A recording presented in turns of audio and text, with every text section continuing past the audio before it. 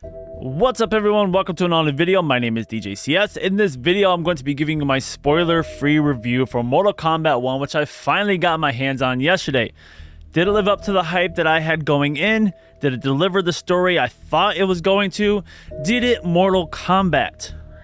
We'll talk about that in just a second, but first, if you're new here, bicycle kick that subscribe button, test your might, and turn on notifications so you can be notified every time I upload a new video, and of course, shoot a fireball at that like button. I streamed the full story over on Twitch, so if you want to see my initial reactions to games, my thoughts as we go through them, be sure to head over and drop a follow.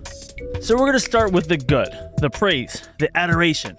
And I'll start with the mechanics of the game. How does it feel? If you're a seasoned fighter gamer, it will feel very familiar. One thing about Mortal Kombat is they haven't changed much in terms of buttons to push to do special moves.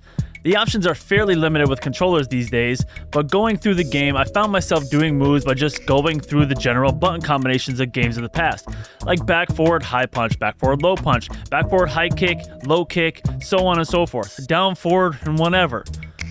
If you are new to fighting games and this is your first or one of your first, it's fairly easy to pick up. It's not like Street Fighter 6 Easy where you only push one button, but the game offers you a move list that tells you how to do every move available to the character, and nothing is overly complicated. The combo moves are left up to the player to put together and dish out, and there are some characters that have combo moves that can add like 5 or 6 hits to a combo with the press of a couple buttons. Graphics, going into the game, we saw that the graphics look phenomenal, but sometimes in trailers, games are rendered stronger than they actually are in the game. However, this game delivers on graphics. The environments look amazing and every place you go to looks different. The colors just pop. Every scene and environment has depth to it, and there's always something going on in the background. Difficulty? Well, this is entirely up to you. You have the choice to choose what difficulty you will like in story mode, from easy up to hard, and the towers are similar, starting off with Novice, where you are tasked at defeating 6 opponents, and going up to Survivor, where you'll be challenged to defeat as many opponents as you can without regaining health. I personally started my venture into Mortal Kombat 1 by jumping into the Novice tower just to get a feel for the controls. I went through the tower easily enough and actually found out that brutalities are super easy to do. What the? Brutality. What the? What? How did I do a brutality?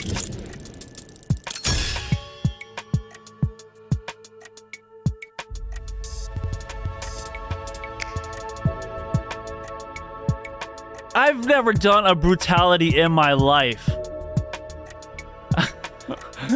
In the past, they were a series of buttons and combos you needed to complete perfectly in order to complete it. Now it's as simple as doing an uppercut at the end of the fight. I haven't done too many fatalities yet, but the couple I did do seemed easy enough. There was an easy fatality to do that I couldn't seem to trigger, so I guess it's not that easy to do. Easy fatality. What's the easy fatality? X and R2. What? Okay. Trophies. This is for the trophy hunters out there, the platinum hunters. I checked out what trophies are in the game, and while I am not a platinum hunter, I wanted to see what it would take. I recently went through and platinumed Miles Morales and Spider-Man 1, so I'm kind of seeing what it takes to platinum games these days. And there are definitely some trophies in this game that will take a while to get, some grinding in the towers and fighting modes, but none of them are for online games, which in my opinion is a W. Games that have these trophies for online modes really limit how many people can attain these trophies when they have trophies for winning things like 50 online matches or even up to 100 online matches. The second I see something like that, I dismissed even trying for platinum. Story. Going into this, we knew this was a reimagining of the story we've known through the Mortal Kombat series, a new spin on origins and story arcs, which seemed odd considering they went back to the start of Mortal Kombat 9. Nonetheless, the story is definitely interesting, especially for long-term fans. Some of their favorites now have different backstories and different motivations. The story I found was well done for the most part. I even found myself doing the Leonardo DiCaprio meme every time I heard a literal game reference.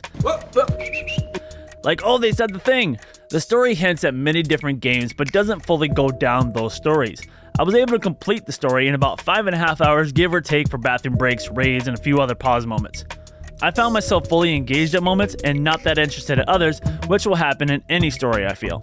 The voice acting in this game, and I'm pretty sure that's what it is, I don't think any of these characters are motion captured, so the voice acting is really good for the most part. There's a couple characters that aren't done that well. Luckily, they don't have a lot of lines.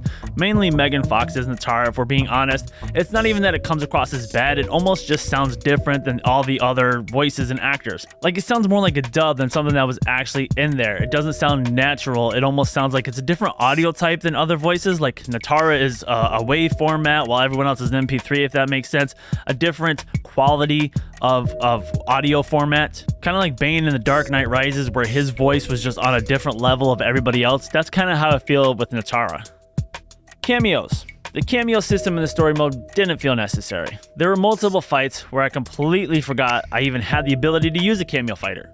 Cameos would definitely be used more in the more generic fighting modes, the towers and stuff like that, the versus, the onlines, and will definitely be used in combo building. The cameos are more for the hardcore, die-hard fighting game player who's gonna hit you with a 20-hit combo using a cameo and all that stuff. The cameos are kind of there to reset your ability to do a combo, like give you a second to pause and then do the same 10 moves you just did. The game offers a variety of other options than just story mode, including the tower, which we spoke of briefly, but at the end of the tower, you get a brief video package detailing what I believe is a non-canon story for the selected fighter after winning the tournament, which is essentially the tower. I haven't checked out any of the other modes just yet, but Mortal Kombat 1 offers a new invasions mode, a versus mode for one-on-one fighting, whether that be local, online, or tournament style, customizable options for fighters and cameos, a learning mode where you can practice, get tutorials, and even learn fatalities, a shrine where you use coins earned in the game to obtain randomized rewards, and a collection of character art, environmental art, music, and movies. And now we've kind of leaned into it, the cons. Now you must face General Shao. Babies don't have teeth? I mean, not when they're Victor born. of the Tavarian War, conqueror of the Quatan Plains, defender of the Navala Coast. As has his family for generations, General Shao defends us with zeal and tenacity. All of Outworld is grateful for his service. Not that con. The cons, the things I didn't necessarily enjoy about the game, and there's not that many to be honest. Most of it is just nitpicking and not a major problem. Like we talked about the cameos, that could have necessarily been a con, that could have gone either way. The voice acting for Natara, that's kind of a con. Either way. But one thing was that I had an issue with was the name drops. They drop a lot of names in this game for characters we never see. Again, not a big issue, just something I found myself wanting to see happen. They name drop a few characters and I didn't expect to fight them or play as them, but maybe to see them in the background or in a cutscene or something would have been nice. Main characters taking a back seat. Some characters we play as early, and then they finally get into their final form, if you want to call it that, and it seems that we never play as them again. Some characters are even in many scenes but have no dialogue and are just there. So I guess it's more that I would rather the story offered a more variety of fighters throughout the story, rather than you just play as this character here, that character there, and then they are just side characters. There are some characters that literally go through many chapters and don't say a word. They're just there. Frame drops. There are times during cutscenes where it seems that the frames drop and it lags very slightly. This isn't just something I experienced after finishing my playthrough. I watched some others and I noticed it on theirs as well, but it was only during cutscenes. Short story. While the game offers many other modes to play, a story that is less than 6 hours is kinda weak. Granted, they may do what they did with Mortal Kombat 11 and release another 4 to 6 hour story mode DLC sometime next year. Move variety. While the moves are fairly easy to do, there doesn't seem to be a long list of moves available, and the moves get very repetitive. There's definitely going to be a lot of spamming of the same moves, even in combos. Is this a game or a movie? I didn't really find this an issue, but my chat definitely kept commentating on it, and I found other people who have had this issue with the amount and length of cutscenes in the game. They definitely seem to run a little long at times, and some chapters have more fights than others. But like I said, I was enjoying the story being told to me, so it didn't bother me that much. All things considered, I really enjoyed the game. I found it very interesting and overall a good game. I will give this an 8 out of 10.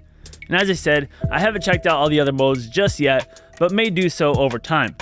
Maybe go for that platinum, but not sure yet. And that is gonna do it for this video. Thank you so much for watching this. If you enjoyed this review, please drop a like. Let me know your thoughts on the game. If you played it, try to avoid spoilers if you can down in the comments. I will be uploading this to YouTube. I'm probably not going to start working on that until this weekend, as my work week is about to start today. So I won't really have time to edit, 5.5 hours of gameplay. So look for that next week to start uploading to YouTube. But thank you so much for watching this. If you're new here and you've made it this long, why not consider subscribing and turning on that notification bell so you be notified every time I upload a video. With all that said and done, guys, my name is DJ CS. Thank you so much for watching this. Have a good one, and as always, don't forget to tip your DJ. Later, dudes.